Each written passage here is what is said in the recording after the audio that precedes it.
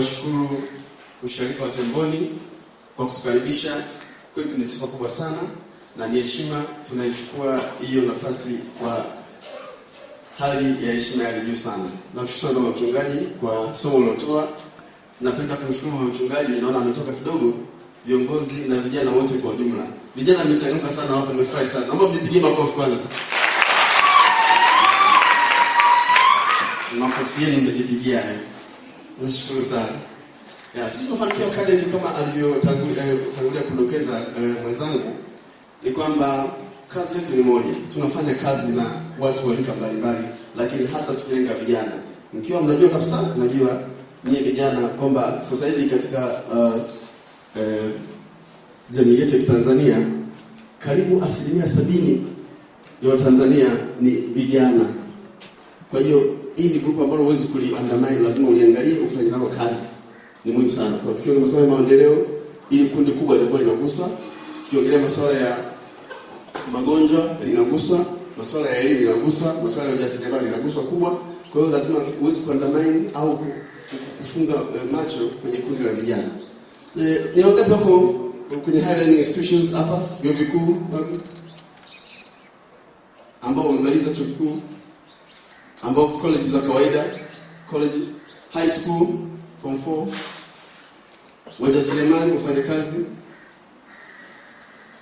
Safi kabisa, tuko wote. Nashukuru sana.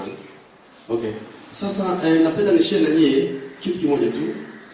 Vitu vingi actually among others tutakava na ndugu zangu wengine. Lakini napenda niwaambie kwamba tunaishi katika dunia ambayo inadai. The world is demanding, si ndio? Dunia inatudai, si ndio? Kwa hiyo lazima tujipange kukabiliana na hii dunia. Sisi taasisi yetu kama nilivyowaambia, tunaitwa Mafanikio Academy, kazi yetu ni moja. Tunaamini kwamba Watanzania upande wa elimu hatuna shida. Upande wa natural resources au hizi tunasema rasilimali za taifa, hatuna shida, tunazo nyingi sana, si ndio?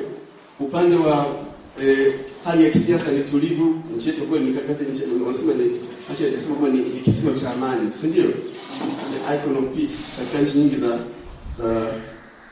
za Afrika. Kwa hiyo tuko vizuri, hatuna shida.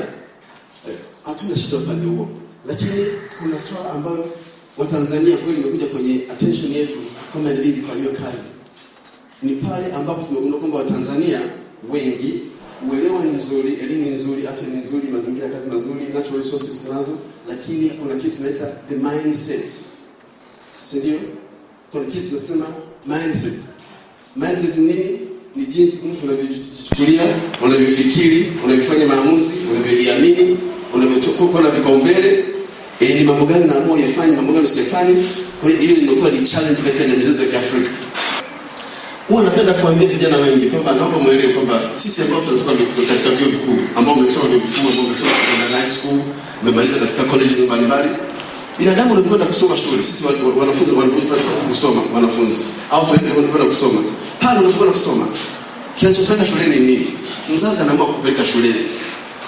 Anaamua kufanya kupeleka shuleni. Na mzazi anatakaje? Anataka uone pale shuleni uwe ni mwanafunzi mzuri, ambaye unaheshimu walimu, unafuata utaratibu na unapasa mtihani wako vizuri. Mwanafunzi yote anakuja nyumbani, akamwonyesha mzazi kama anapata A, mzazi anafurahi sana. Kwa hiyo pale mwanafunzi anakuwa amemeet objective ya mzazi, si ndio? Na mwanafunzi akiwa pale shuleni anakuwa na walimu, ambao walimu wanakuwa wanamfundisha physics, chemistry, biology, history, na mwanafunzi akiwa anajifungia, anasoma vizuri, anafuata taratibu zote, anaweza kupass. That way anaweza kumeet zile objectives za walimu za yeye mwanafunzi kufanya vizuri. Lakini swali ni pale, je, mwanafunzi mwenyewe kama yeye yuko wapi? Sasa hii ni vacuum ambayo ilikuwa created over the period of time. Katika mitaala yetu, katika taratibu zetu, mwanafunzi amekuwa akiachwa. Uko na kile matakwa ya mzazi, uko na kile matakwa ya shule, lakini yeye kama yeye, je, anajitambua, anajua kile shule kilichotokea pale, anajua objective yake ni nani? Mmesikia baba mchungaji hapa anasema, imagine baba mchungaji akija kuongea na mtoto wake akiwa maliza chuo kikuu. Lakini huko alipokuwa darasa la kwanza, la pili, la tatu, la saba, form 4, huko hata kuongea naye simlaumu. Yeye anasema kwamba ndio kama ndio, lakini baba mchungaji akija kuligundua hilo akasema, hebu niongee na mwanangu. Hebu mwanangu una mpango gani kuhusu maisha yako? Sasa ni bahati mtu tutaka alikuwa anajitambua. Kwa sababu watoto siku hizi wanaharibikiwa wakiwa form 4, si ndio? Wanaharibikiwa form 6.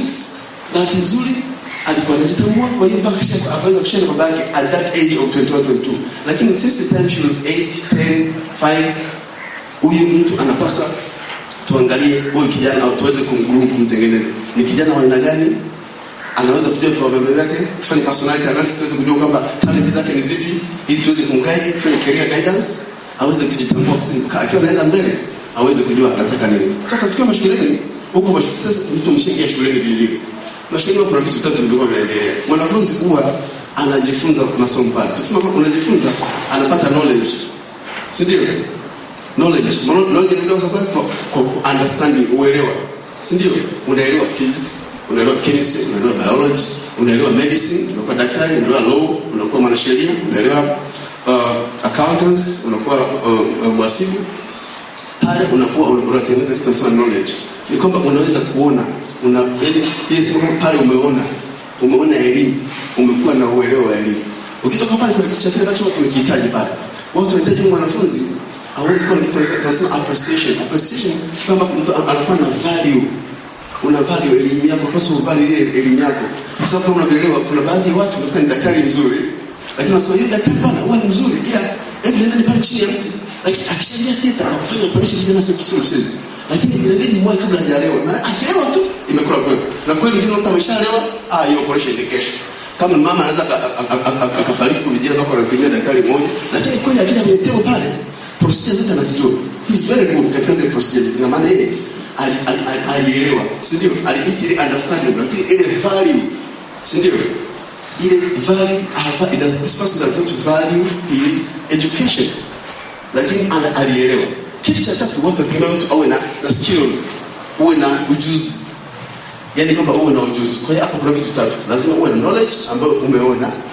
Uwe na value ndio ufanye judgment, ufanye maamuzi gani katika kazi yako.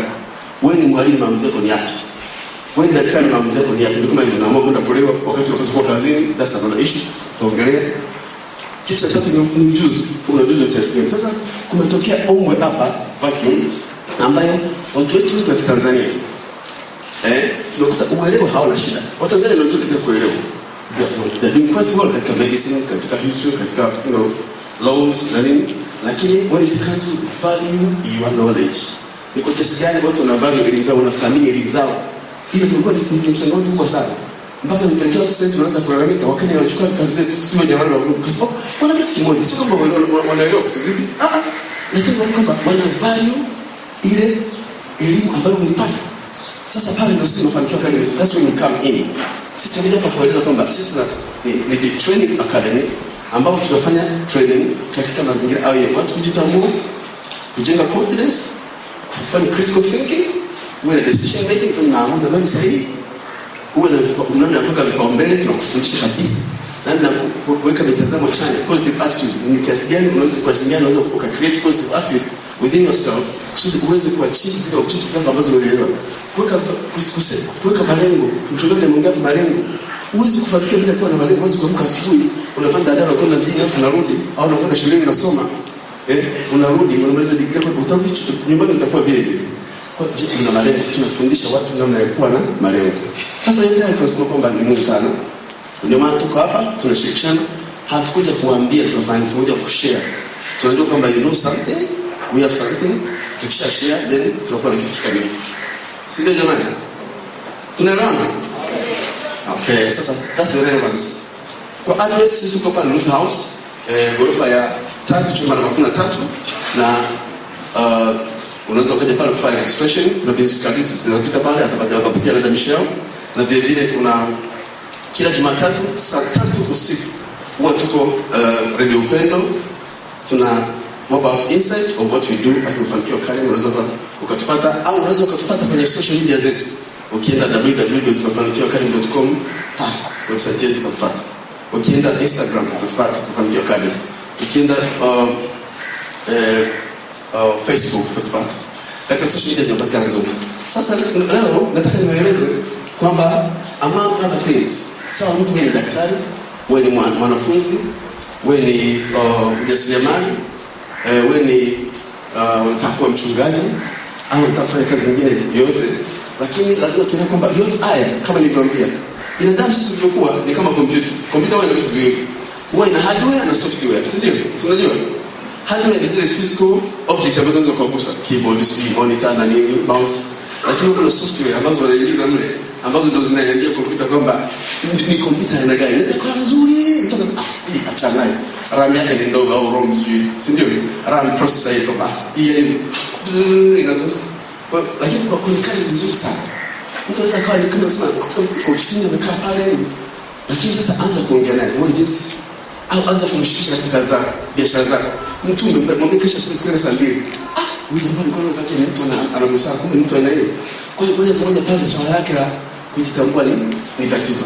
Kwa hiyo sisi tunakuwa watu kwamba jamani, jinsi mtu unavyojichukulia ndani, wewe ni mtu wa aina gani? Pale ndio tunapata kushughulikia. Mengine hatuna shangani. Sasa tunajua Tanzania huko tuko vizuri, lakini tunashirikishana katika swala vingine.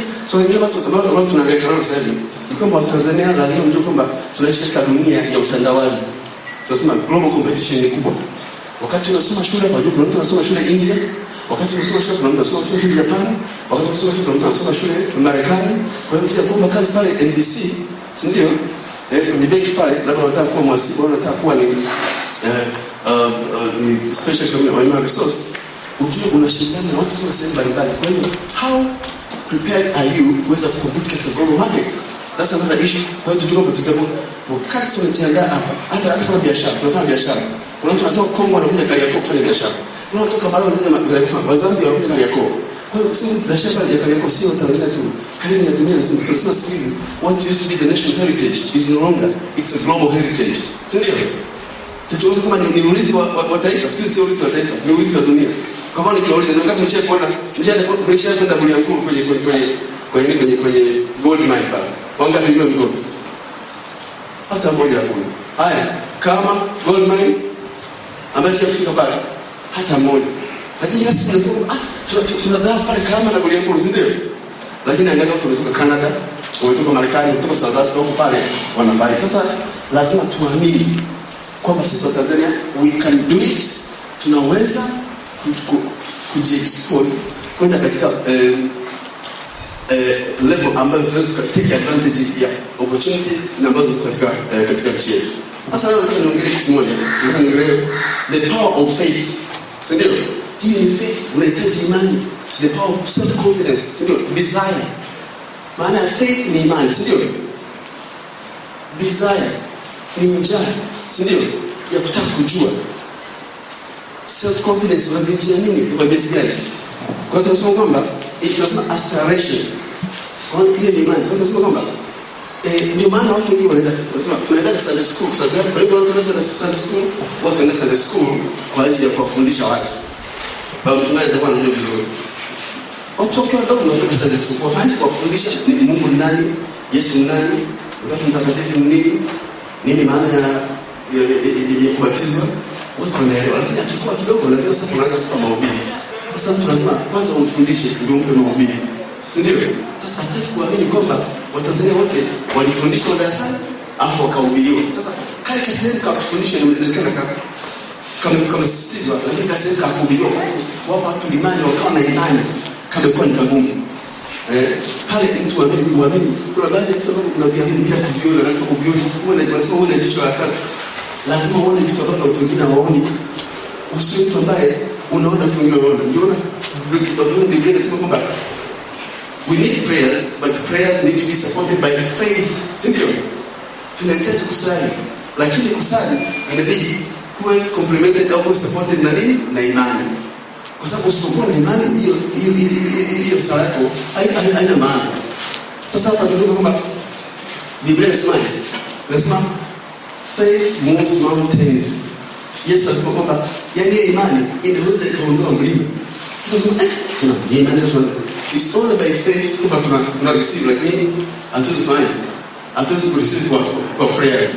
Yani by the virtue kama unaamka asubuhi na sala inaweza kusaidia. Kwa hiyo hapo imani, lakini kwa imani ukishakuwa na imani inakusaidia kwamba ile sala yako iweze kusikika na iweze kufanywa kazi. Sio kusali tu. Hapa baba mtumishi alikuwa anaongea kwamba tena ametumia neno kali kwamba je, kwa jinsi gani unaweza ukaamrisha kupata mchumba mwema? Amesema ametumia neno kuamrisha. Hakusema kusali. Unaweza ukasali lakini je, unasali kwa imani? Kwa hiyo kuna msisitizo. Kwa hiyo ukisoma Marko 11:22 mpaka 24 pale. Marko 11 sura 22 mpaka 24.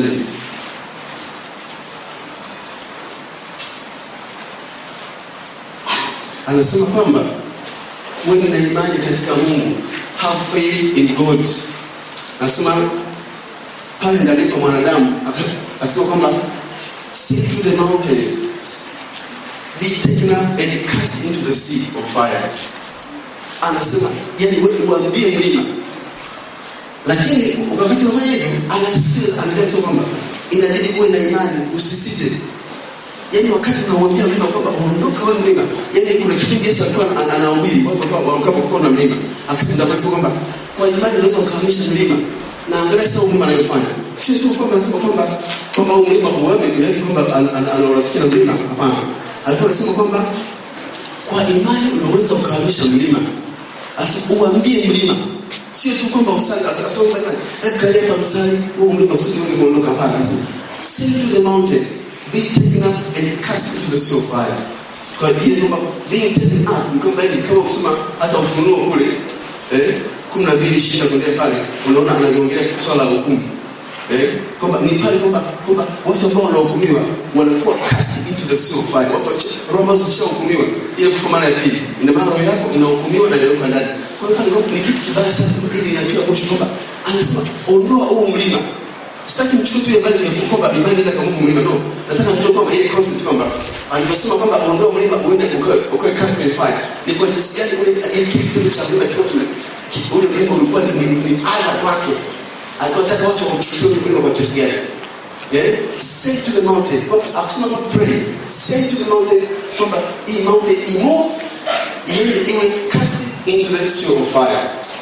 Kwa hiyo kama Wakristo tumepewa mamlaka na Mungu makubwa sana ya kuamrisha vitu. Sio kusali kwa kawaida kwamba asubuhi kama sali, Mungu naomba nisaidie siende vizuri, umeshavaa umeondoka. No. Kuna mazingira ambayo kusali, unakuta kusali inabidi uende beyond praying. You have to go beyond praying. How do you go there? Unakwenda beyond praying kwa kufanya kwa kuwa na imani. Ni faith. Na faith hiyo uiseme tu, there is a power of faith. Ile power of faith kwamba the faith can move mountains. Kwa hiyo ukisikia swala faith move mountain, hapo ni kitu kimekwenda zaidi ya uelewa wa kawaida wa binadamu. Au tumeenda zaidi ya kusali. Kwa hiyo tunaongea kusali. Tuseme tu kusali. Kusali ndivyo complemented na imani kali. Likewise katika maisha ya kawaida nitakuja huko. Sasa Yesu alisema kwamba alikuwa anaongea na wale watu, ina maana pale kulikuwa na mlima, si ndio? Ina maana kulikuwa na nini? Kulikuwa na mlima. Lakini tunasema kwamba Yesu alikuwa anatumia symbolic language au anatumia paradox. Alikuwa anatumia mifano ndio ya kawaida watu waelewe kwa njia ya kawaida. Kwamba huu mlima, hebu ndio mlima uende. Sasa akisema sasa mlima sasa anasema huu mlima uende uwe cast kwenye sasa. Mlima ni nini? Tukisema mlima ni nini? Mlima ni nini? Alikuwa anaongea na watu. Nafikiri anaongea mlima wa kawaida kama mlima Kilimanjaro au mlima Mount Everest. Sasa angalia mlima Kilimanjaro au Everest, unaambiwa kwamba mtu uambie uame. Simefahamu mlima mrefu kuliko duniani huu Everest, ambao una feet 30 urefu. Feet 30. Na mlima mwingine mkuu wa Afrika mrefu kuliko ni upi? Kilimanjaro, una 20,000 feet. Una feet 20,000. Na mlima ambao Musa alipanda kwenda kupata milki za Mungu unaitwa wapi? Sinai, si ndio? Kwa hiyo mlima. Kwa hiyo tunasema kwamba alisema kwamba huu mlima uondoke na uende. Mlima alikuwa nini? Kitu cha kwanza tunasema kwamba mlima is a fixed and permanent situation in your life. So a mountain in that context was a fixed and permanent situation in your life. Ilikuwa ni hali ambayo mlima uko fixed au sio? Na ni permanent, si ndio? Ina maana ukikuta mlima Kilimanjaro, mlima Everest, mlima Sinai, mlima nyingine yote, Rwenzori, iko pale, iko fixed na ni permanent. Kwa hiyo katika maisha yako unataka kuwa ni fixed na ni permanent, haviondoki. Unaona? Sasa unaamka asubuhi, tunachukulia mfano wa magonjwa. Matatizo kwenye ndoa yako, si ndio? Yanaweza kuwa fixed. kukosa ajira inaweza kuwa fixed, uzembe inaweza kuwa fixed, uzurulaji inaweza kuwa fixed, magonjwa na vitu vingine inaweza kuwa fixed katika maisha yako. Ndio mlima wako, ndio this mountain ambao ni kwako. Kila mtu ana this mountain. Yesu anasema say to this mountain. Kwa hiyo kila mtu ana this mountain ya kwake, si wewe peke yako. Mimi nina this mountain ya kwangu, mlima wangu.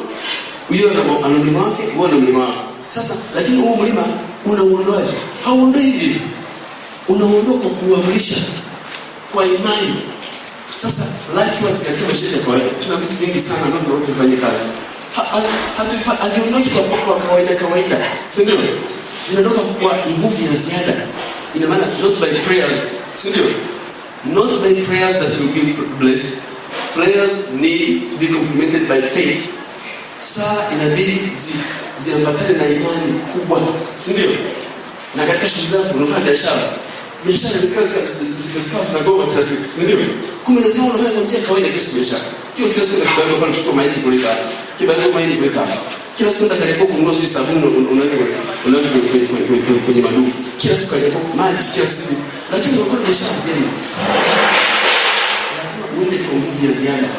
Lazima ufanye nguvu ya ziada kuondoa huo mlima wako. Umwambie kwa mlima ondoka.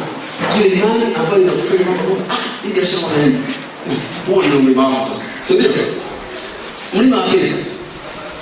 Kwa tafsiri nyingine ya mlima pale alikuwa kwamba tunasema difficult circumstances that appears higher and intimidating. Ni hali ambazo ziko katika maisha yako ambazo unaona kwamba zimekuzidi kimo na zinatisha.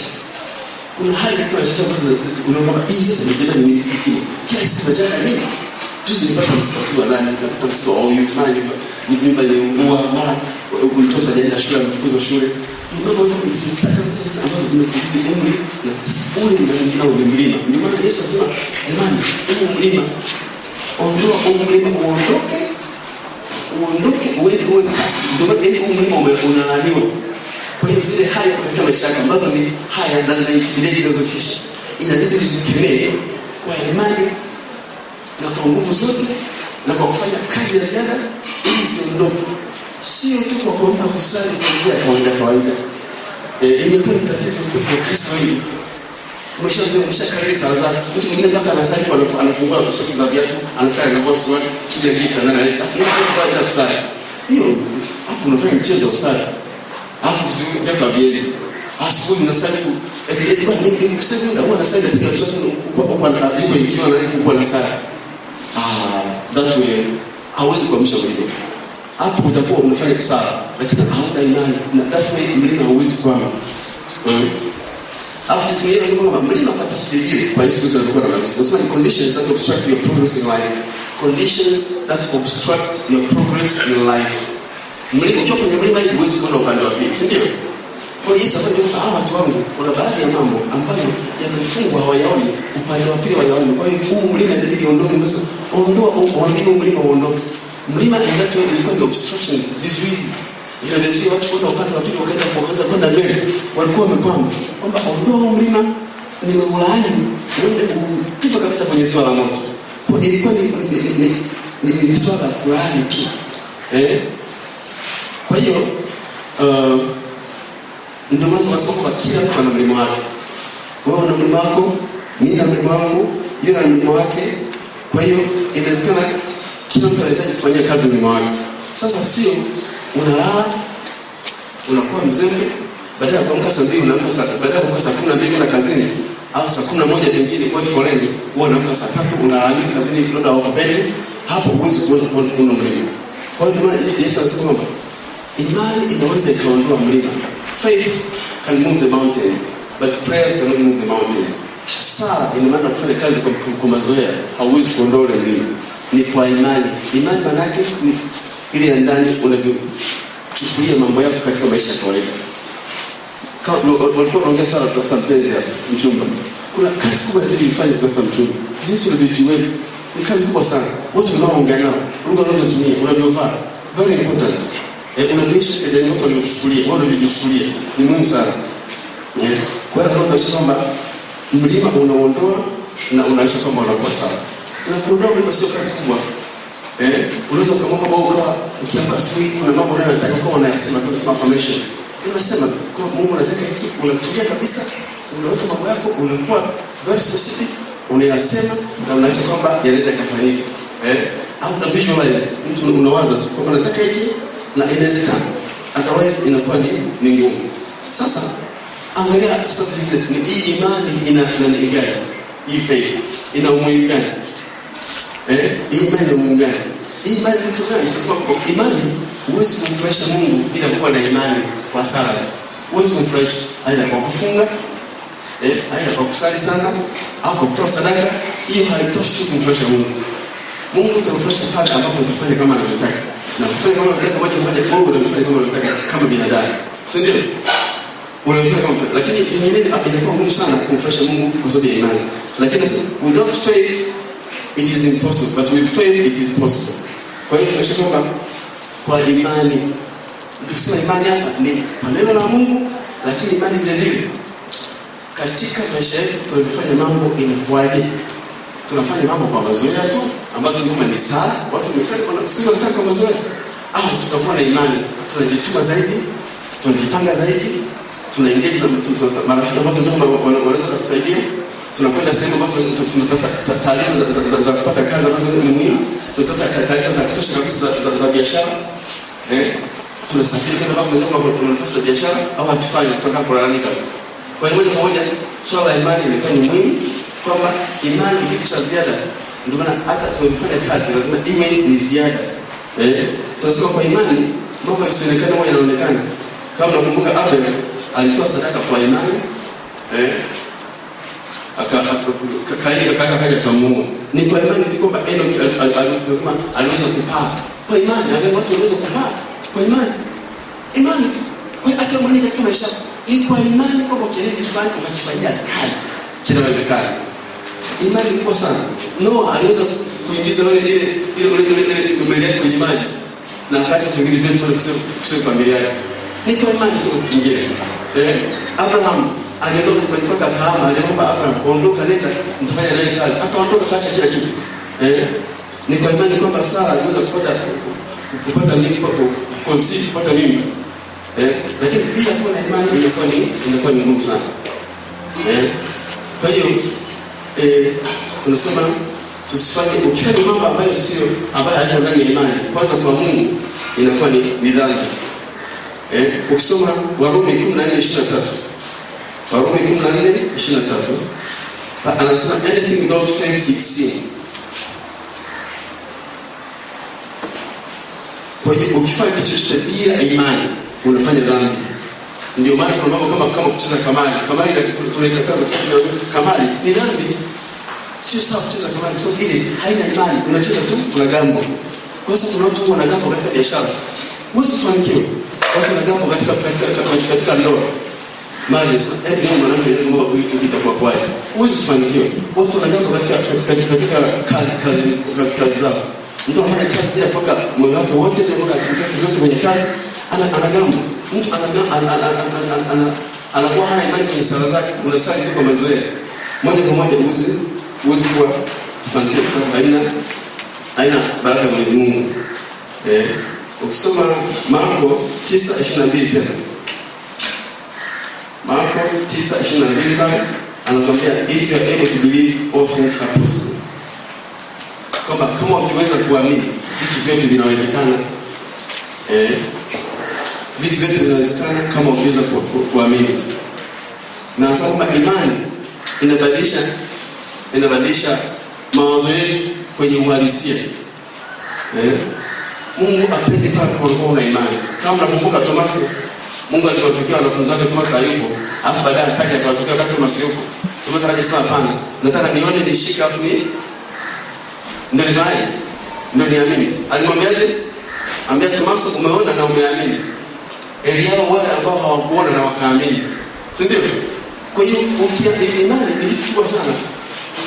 Tusichukulie kitu cha kawaida. Ndio kunafanya tuweze kuhama kutoka sehemu moja kwenda sehemu nyingine. Katika maisha yetu ukifanya kitu bila kuwa na imani, huwezi kuwa daktari bila kuwa na imani na kazi yako unaifanya. Huwezi kuwa engineer successful. Ukaweza kuwa engineer mzuri bila kuwa na kazi yako unafanya. Huwezi kuwa mfanyabiashara mzuri unless uwe una imani unachofanya. Katika siasa mahali popote. Kwa hiyo tunasema kwamba huwa kuna physical site na spiritual site. Ile physical site inafanya mtu uone kwamba unaweza kugusa vitu ukaviona, lakini spiritual site inafanya uone vitu ambavyo havioni. Mtu anaweza kwamba hii biashara inawezekana, lakini kama una imani na hii biashara, wewe usiwasikilize. Fanya as long as umeshafanya assessment kwa nyuma biashara inawezekana. Hii combination ya uwezo. Uwezo kusema hii combination uko pasi. Ukiwasikiliza wengine wakati wewe moyo wako unaona hii combination na uwezo, utashindwa kufanya kwa sababu hauna imani. Kwa hiyo imani inasema kwamba iko very powerful, kwamba inakutuma ufanye vitu na ufanikiwe as long as unajua wewe unafanya nini na umejipanga kufanya nini. Wanasema walk by faith and not by sight. Wakristo inabidi twende kwa imani, twende na jicho la tatu la imani, sio jicho la kwamba ukiona kitu na kikumbuka. Ule mlima ulikuwa pale, mtu akapona, mtu anayeamini kwamba ule mlima unaweza kuondoka. Lakini Yesu anasema kwamba ungekuwa na imani kubwa, unaweza kuhamisha huo mlima. Kwa sababu mlima ni kizingiti. Watu wengi wana milima, tuna vizingiti.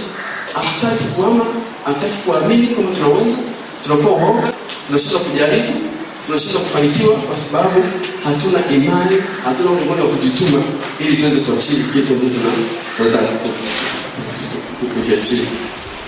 Kwa sababu macho yetu yanatudanganya. Macho yetu yanatudanganya. Watu kama mnakumbuka miaka ya nyuma, watu walikuwa wanaamini kwamba jua linatoka kaskazini na kwenda linatoka mashariki na kwenda magharibi. Lakini watu wakisema hapana. Wakisema tuangalie kidogo. Ili jua ndio linatembea au dunia ndio inatembea. Imagine mtu kama anaweza kusema kitu kama hicho. Huyo mtu ina maana anakwenda zaidi ya ile physical spirit, yani physical reality. Anakwenda kwa spiritual reality. Wait a minute. Ili jua ndio linatembea au dunia ndio inatembea. Akaamua kama kufanya utafiti. Baada ya kuona kumbe sio jua linatembea. Kumbe kinachozunguka ni dunia ndio inazunguka jua. Si ndio? Ndio wakaenda mpaka mbali. Wakisema sio haitoshi kama hivyo. Dunia wakati inazunguka jua, dunia inakuwa ina spin, inakuwa inajizunguka. Si ndio? Na wakaenda mbali, wakisema hii dunia haiko peke yake.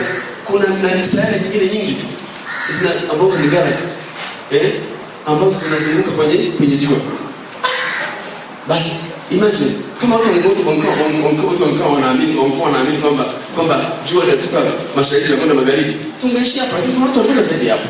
Kwa hiyo much as out of extra mind kuweza kugundua kwamba haiwezekani. Hapa kuna there's an issue. Ukaifanyia kazi, ukafanikiwa, likewise inabidi hata wewe mwenyewe katika mazingira ya kawaida. Unaweza kuwa pale imani kwa mtu pale kuna kitu cha dada, watu wako wengi. Pale unaweza kuona kitu ambacho hakioni. Labda ukichukua mashine ya kukamua miwa ukaweka pale, watu watakuja imagine unauza glass kila baada ya dakika 20 unauza glass moja ya juice ya miwa shilingi 200. Chukua shilingi 200 mara masaa 10 mara wiki moja, uko mbali, unaona kitu chochote kiona. Kwa hiyo usitaki kila siku kuamini kwamba hata ukiwa kazini hii bado ukiapply kwa hospitali ya Marekani scholarship wanapewa wakubwa, wewe tafuta hiyo scholarship, unaweza kuwa unaipata bwana. Ukisafiri kwenda hapo na Zanzibar, kuna biashara yake bwana, nasikia kuna matatizo kitu kuja bandarini hapa, mtu anayekwambia hajawahi kufanya, yuko scared, hajawahi kujaribu. Wewe mwenyewe nenda fanya utafiti, kajaribu. Kwa hiyo unaweza kuona yale ambayo mtu wa kawaida hawezi kuona, uwe na jicho la tatu, hiyo itakusaidia. Kwa hiyo ndio tunataka kwamba lazima tuwe na njaa ya kujua mambo, tutengeneze umuhimu kwamba lazima tulijaze, lakini tusikae kwa kuamini kwamba kitu ambacho hakiwezekani kinawezekana. Ukisoma Mathayo 5 sura 5 mstari 6 pale anasema blessed are those who hunger and thirst for shall be filled. Mathayo 5 sura 5 sura 6 na kuendelea. Ndio pale anaongelea kwamba na wale ambao wana kiu na njaa wabarikiwe kwa sababu watajaza. Si ndio?